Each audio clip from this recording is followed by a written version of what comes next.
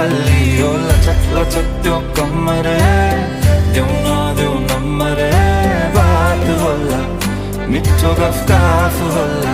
हल्ली ओ लचक लचक त्यो कमरे देऊ नम्बरे बात होला मिठो गफ होला उसको एक झलक मुस्कान